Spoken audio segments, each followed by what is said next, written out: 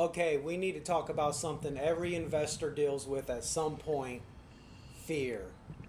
You wake up one morning, check the market, and everything is red. Then you open up social media and it gets even worse. Everybody has an opinion. Somebody is saying the market is crashing, someone else is saying XRP is going nowhere.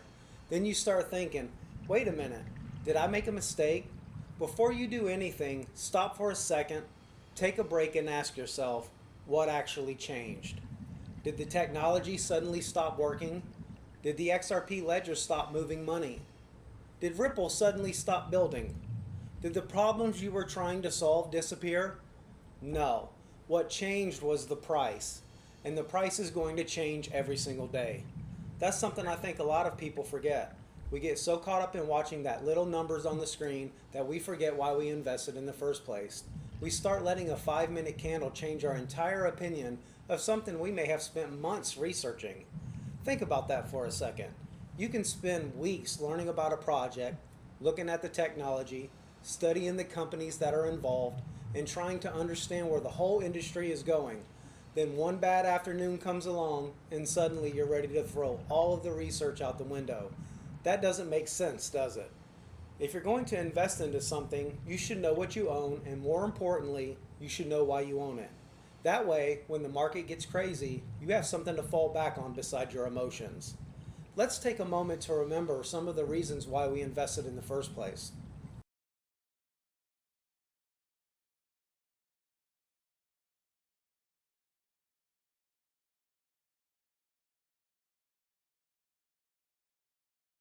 Take the XRP ledger for example.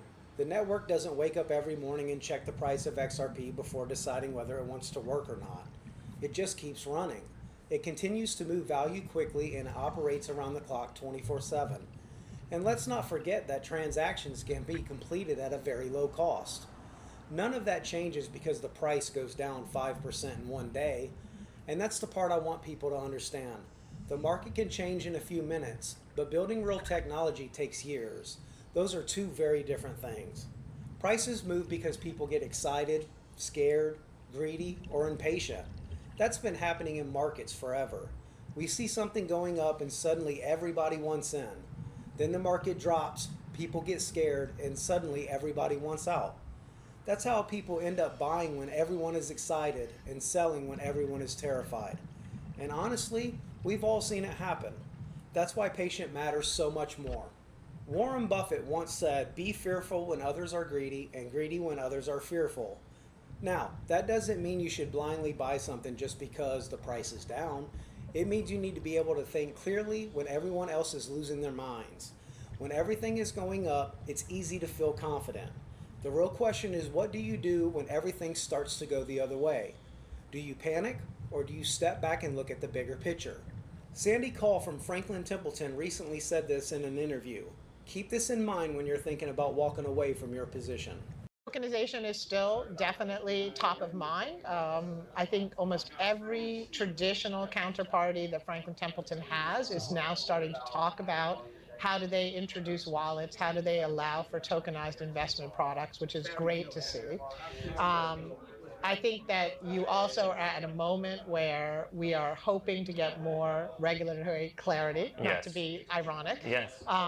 And I think we're in a little bit of a crypto winter. So we're using that at Franklin Templeton as a real opportunity to bring more talent onto the platform and to really think about what does this next wave of growth, what is that going to look like? Where is that going to come from? Yep.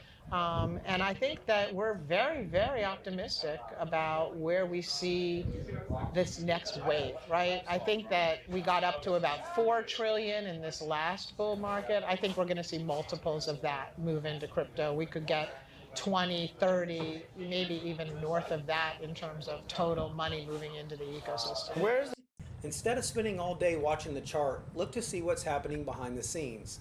What are the big tech companies building? What problems are they trying to solve, and who is getting involved? And when you finally open your eyes to all of this, you will see where this financial world is heading. The most important word of the day is tokenization.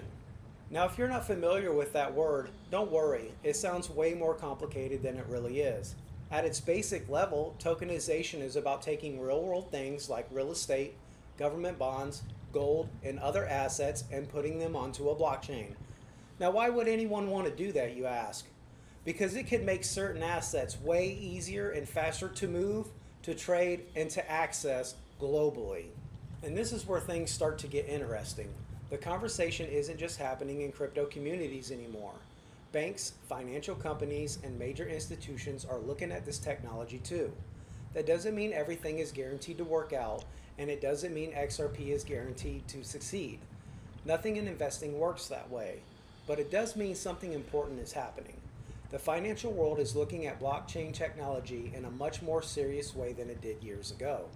And when you start seeing more companies, more institutions, and big money moving towards these ideas, it's probably something worth paying attention to. The big players getting involved isn't speculation, it's happening. Let's listen to Senator Tim Scott talk about what's coming. The banking sector, they fought tooth and nail. In fact, there's still talk that they're still going to try to fight tooth and nail on this. Was it all just about money and control? Why so much resistance from the financial sector? You know, they've been, frankly, we have the greatest banking system in all of the world, so we are incredibly thankful for the way that we've built our banking system. Competition coming into any space, it creates butterflies at the very least. And so what we've been able to do is try to make sure that we're threading the needle between cryptocurrency, the future of finance, and traditional finance, as you call it, fiat finance that we're looking at today. The good news from my perspective, we're already seeing banks, Charles, get into the crypto business. And so the future of this 3 to 5 years from now, we'll say, attention where you're talking about, it'll be gone. Pretty interesting, right? And again, I'm not saying any one partnership, person, or announcement guarantees anything. It doesn't. But when you start putting all these pieces together, you begin to see why I believe it's important to look beyond the daily price. Ripple has spent years building relationships, developing technology, and trying to create a place for itself in the global payment system. And that's why I always come back to the simple idea. Watch what these players are doing, not what they say. Anybody can get on social media and tell you that something is going to the moon or it's going to fall flat on its face. But building something real, that just takes time. And companies don't spend years working on a new financial system just because somebody made a loud post on social media. They do it because they believe there is a reason to build. And that's why I think people need to zoom out. Because while we're all sitting here arguing about whether XRP is going up or down today, the people building the future of finance aren't sitting around staring at a 5-minute candle. They're building, they're testing, they're making connections, and they are trying to figure out what the new financial system is going to look like years from now. So don't let every headline shake your confidence. Try to keep your eyes on the bigger picture and what's really being built here. Quit looking at every 5-minute candle like it's a sign of what you should do with your investment. Know what you hold and why you hold it, and always, always, always follow the money instead of the noise. Every week brings us one step closer to another piece of this puzzle, and with every video I post, I do my best to keep you focused on a future that could change our lives. So lock the F in, people. I'm your host, Steele, and we're holding this line. Let's navigate this machine one path at a time. I'll see you in the next video.